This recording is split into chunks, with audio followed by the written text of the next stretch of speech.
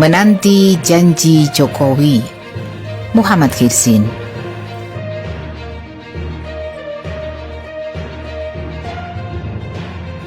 Gerakan pemakzulan Presiden Jokowi demikian masif sejak Jokowi menjabat di periode kedua lantaran pelanggaran atas konstitusi. Jokowi dicap melakukan abuse of power dengan mengintervensi alat negara untuk kepentingan pribadi dan kelompoknya. Masyarakat tidak kuasa menghentikan aksi Jokowi yang membahayakan demokrasi dan masa depan ekonomi, politik dan hukum Indonesia. Koalisi Aksi Menyelamatkan Indonesia Kami menyerukan agar masyarakat bergerak bersama memakzulkan Presiden. Mantan Wakil Menkumham Denny Indrayana pun menulis surat terbuka kepada DPR agar wakil rakyat memakzulkan Presiden. Di antara pelanggaran konstitusi Jokowi, pertama menyetujui pembangunan kereta api cepat Jakarta-Bandung kerjasama dengan perusahaan swasta Cina. Komitmen pertama pembangunan proyek tersebut semula B2B diubah Jokowi menjadi B2G antara lain karena persoalan anggaran pembiayaan yang membengkak tak terkira.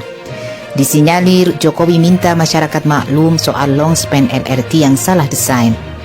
Kedua, Jokowi menginisiasi pindah ibu kota negara ke Kalimantan secara tidak transparan sejak perencanaan hingga membuat peraturan yang bertentangan dengan undang-undang. Menurut pakar infrastruktur Insinyur Bambang Susanto Priyohadi, pemindahan ibu kota negara adalah kebijakan prematur. Jokowi sebut polusi udara Jakarta diatasi dengan pindah IKN. Direspon Greenpeace bahwa itu bukan solusi. Dalam kesempatan FGD DPD RI 11 Agustus 2023, Jenderal TNI Purnawirawan Tiasno Sudarto mengemukakan bila Jokowi hendak membangun istana negara di Kalimantan, silakan. Membangun istana negara di Papua, Sulawesi maupun Bali juga silakan. Tapi jangan pindahkan ibu kota negara karena akan menghilangkan nilai sejarah Jakarta. Ketiga, Jokowi tidak mengindahkan keputusan Mahkamah Konstitusi berkenaan dengan Undang-Undang Cipta Kerja yang seharusnya direvisi. Jokowi malah mengeluarkan Perpu Cipta Kerja yang melawan hukum. Kaum buruh dan masyarakat lintas komunitas berdemonstrasi di Jakarta menuntut penghapusan Undang-Undang Cipta Kerja. Tokoh nasional Rizal Ramli, Rocky Gerung, dan Jumhur Hidayat ikut berorasi, tetapi hingga kini tuntutan mereka tak kunjung dipenuhi. Keempat, Jokowi membiarkan KSP Muldoko membegal Partai Demokrat. Menurut Din Samsudin, itu merusak demokrasi.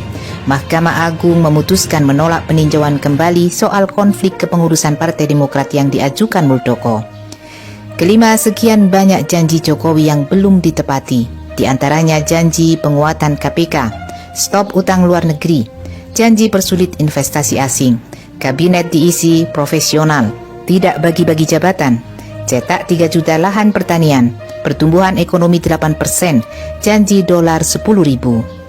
Jokowi masih tetap bertahan dalam kekuasaan karena menguasai 3 lembaga kekuasaan negara sekaligus, yakni eksekutif, legislatif, dan yudikatif yang tidak lepas dari dukungan oligarki.